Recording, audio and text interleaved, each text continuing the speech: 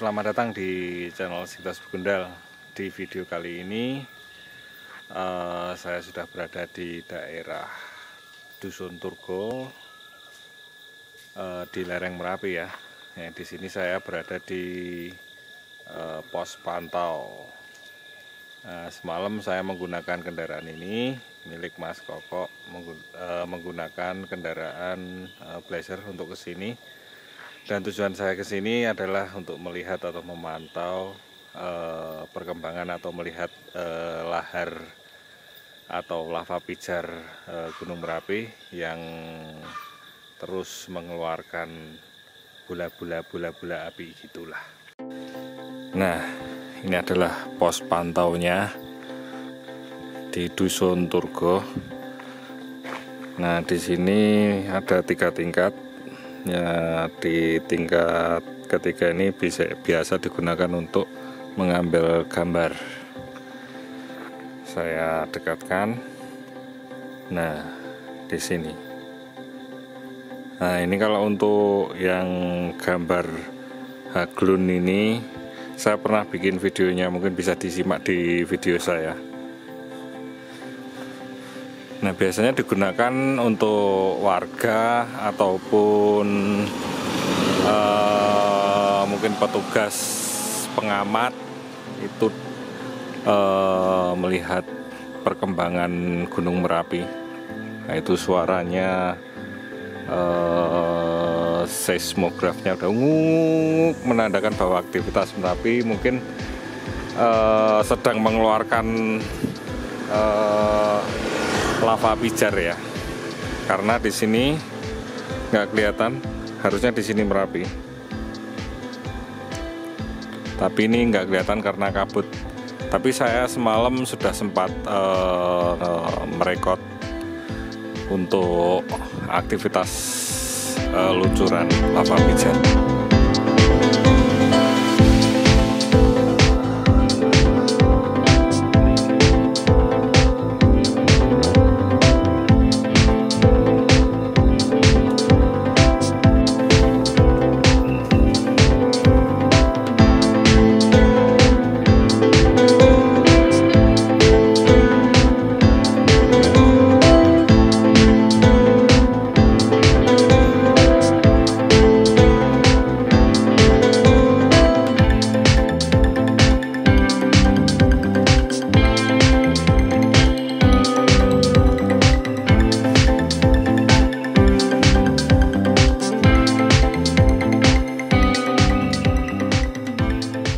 Tadi malam menggunakan ini Chevrolet Blazer Montera tahun 2006 milik Mas Koko, 2200 cc. Nah, tapi kali ini kita nggak membahas kendaraan, tapi kita akan melihat aktivitas, karena saya juga baru pertama kali ke sini. Nah, saya tadi malam ditemani oleh 2 orang ini. Kita langsung aja yuk melihat di bagian dalam. Jadi di dalamnya sendiri biasanya Mas Boy, biasa disapa dengan Mas Boy, dia fotografer dari nasional maupun internasional. Kita naik ke lantai 2.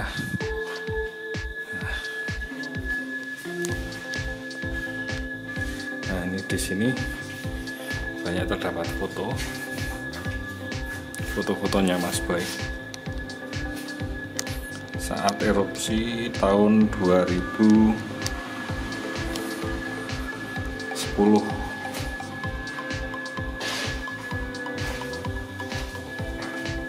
Nah, di sini banyak terpajang foto-foto karya Mas Boy tahun 2010. Ini saat-saat evakuasi Nah, ini saat-saat evakuasi. Ini dari TNI. Nah, ini sedang evakuasi jenazah. Nah, ini yang mobil juga terkena ini. Rumah-rumah juga udah rusak.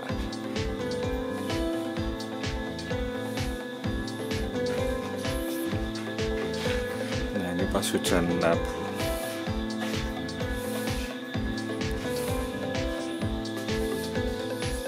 Nah, kondisinya kayak gini tahun 2010 dan ini diabadikan oleh Mas Boy.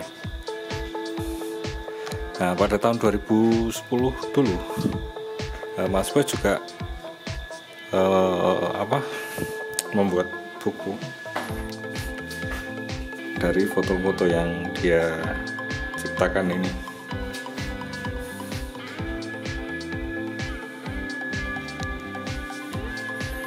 Oke. Nah, ini Merapi.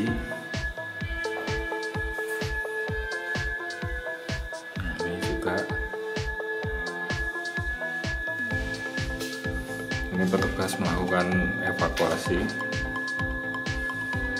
ternak. Nah, ini kendaraan juga udah rusak. Ini yang sudah mati. Untuk kendaraan juga kondisi seperti ini, rumah rusak.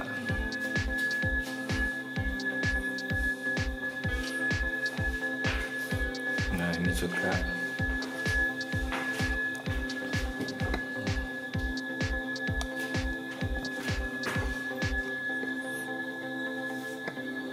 nah, ini evakuasi dari Kopassus. Nah, ini Aglun, kendaraan dari PMI. Ini juga kemarin saya juga udah sempat bikin ya. Jadi yang punya Aglun itu kalau nggak salah Kopassus punya, PMI sama milik Basarnas. Ini kendaraan segala medan ini digunakan untuk evakuasi lewati. Ini udah panas ya, masih panas, jadi menggunakan ini agar mempercepat evakuasi saat itu. Kita ke lantai 3.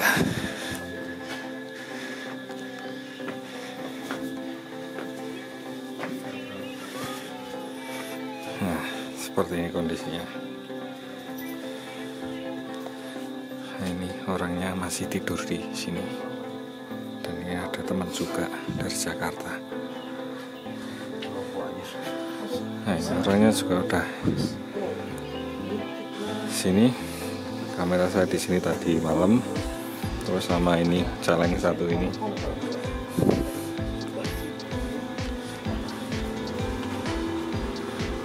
Nah, ini masih. Nah, ini jam piro iki? Setengah 6. Setengah 6 itu. Wah, 6.27. Nggak kelihatan.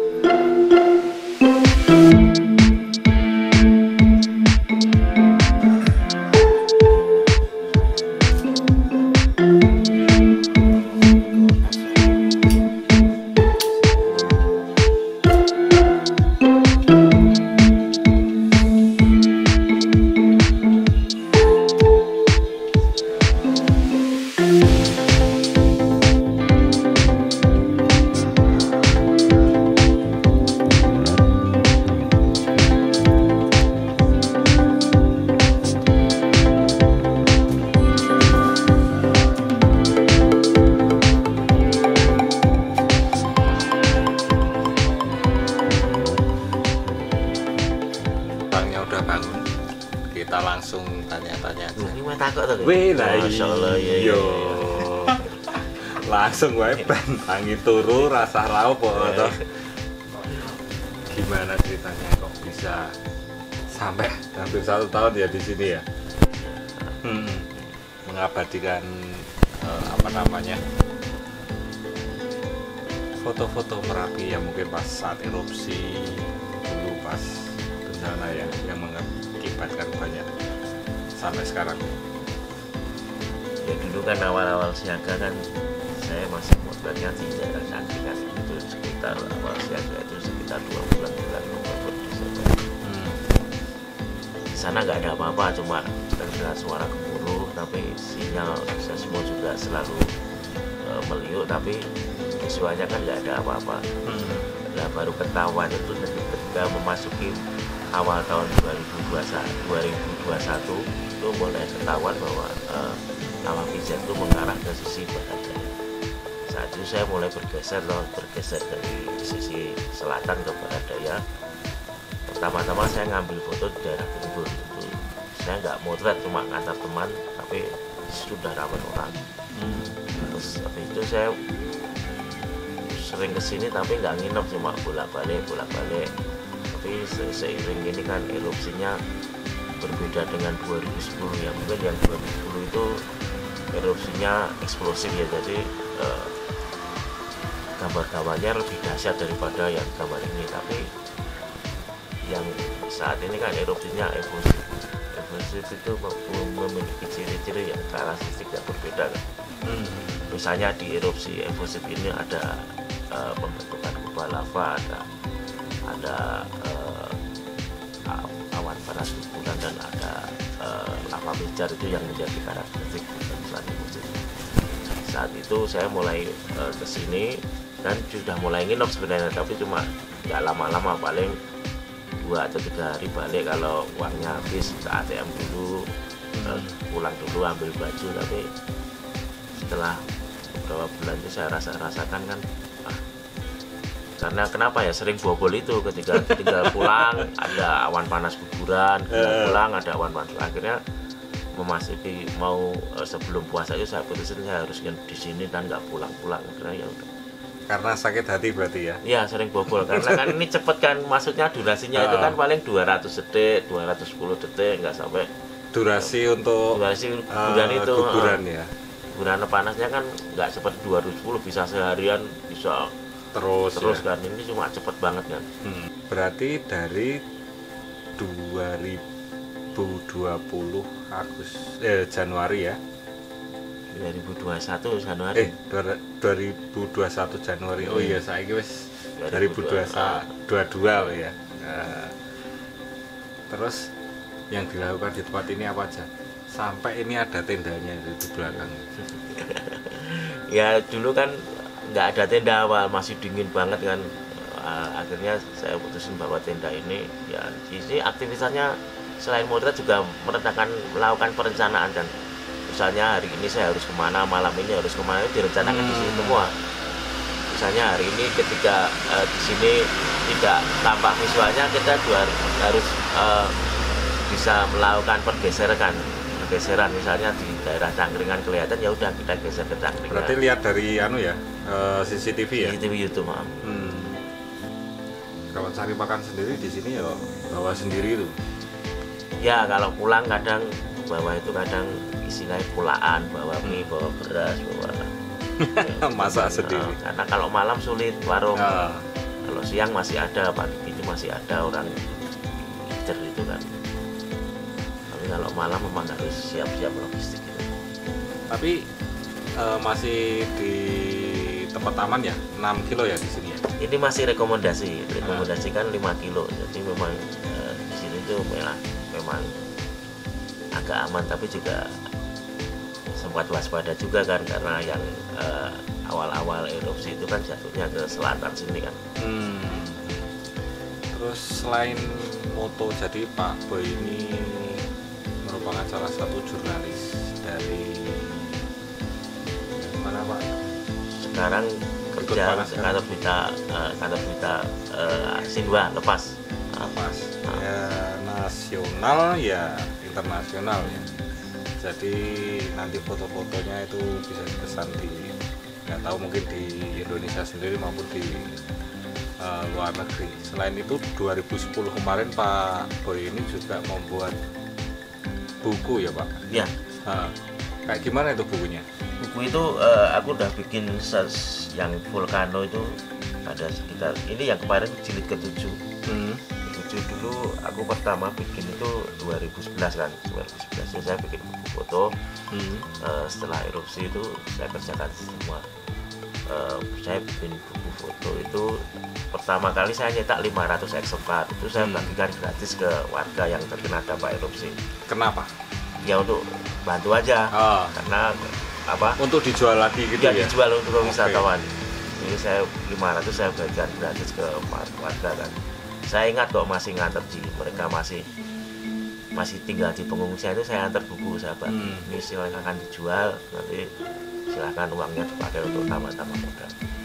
Itu awal-awal aku bikin buku gitu. Terus ternyata buku itu rame kan, dalam waktu 3 bulan habis. Saya cetak lagi, cetak ulang 1000. Saya bagikan lagi sampai warga bilang, Mas ini saya harus ngasih setoran berapa. Udah seikhlasnya aja. Akhirnya ya mulai cetakan kedua itu mereka ngasih setoran ke aku. Aku juga nggak ngarani, mereka bilang jadi terserah mau ngasih berapa ya. Satu buku itu ada yang 7.500, ada yang 10.000, ada yang 15.000. Ya udah saya bilang oke, ini nanti uangnya saya kumpulkan, saya cetak lagi dan nanti saya bagikan lagi. Terus pada buku ketiga itu, cetakan ketiga itu saya mulai bikin judul baru. Yang pertama itu sekarang habis. Udah cetak 10.000 itu habis yang pertama tuh. Habis, terus aku cetak lagi judul baru, judulnya Merapi Volcano. Itu peristiwanya sama, cuma angle-nya agak beda. Itu laris lagi, saya cetak 2000 itu habis lagi. Akhirnya ya sampai sekarang udah 25.000 terjual di sana. Itu banyak juga ya. Ada 6 edisi yang sudah terjual. Terus ini rencananya mau bikin lagi? Ini udah bikin lagi yang pertama jilid 7, nanti yang next sudah ada edisi ke jilid ke-8 sudah saya masukkan ke cetakan. Tentang Merapi juga atau tentang apa nah? Ini project ini tentang efusif ini, erupsi efusif ini 2021 ini. Jadi tentang yang pertama kan tentang erupsi di masa pandemi itu kan. Iya. Nah,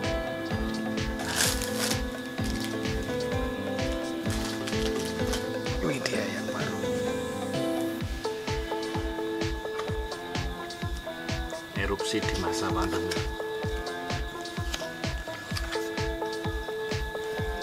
Foto-fotonya.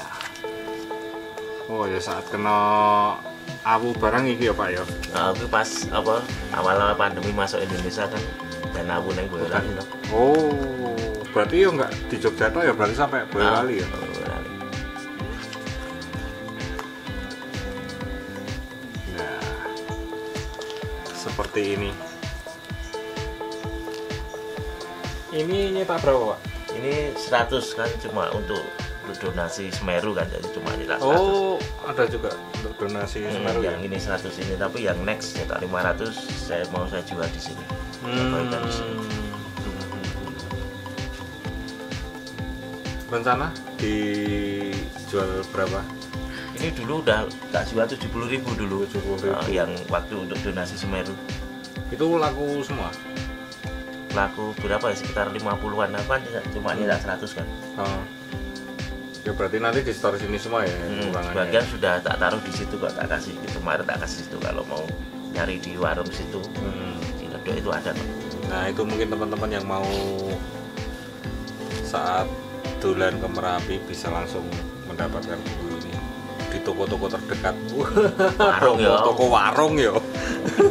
Kamu butuh buku ya. Nah, iya. Toko buku Rano ya. Rano. Loh tuh nggak ada atau di toko-toko buku. Di angkringan malah ada ya di sana ya. Nggak gede. Oke, berarti ini edisi ketujuh. Nah, mungkin bisa didapatkan di sana ya, di lereng Merapi adanya. Oke, mungkin cukup sekian dulu ya untuk video ini, tidak membahas otomotif tapi membahas membahas tentang Merapi ini ya, karena menarik aja. Saya juga udah lama nggak kesini, nggak lihat-lihat ataupun main, apalagi saya juga udah lama nggak ketemu Mas Boy ini, kurang lebih setahunan lebih ya Mas ya. Oke, mungkin cukup sekian dulu. Mungkin kalau ada yang pengen bukunya nanti saya kasihkan di deskripsi ya. Oke Pak Boy? Siap. Oke, mungkin cukup sekian. Saya Sekitar Bunda undur diri dan bye.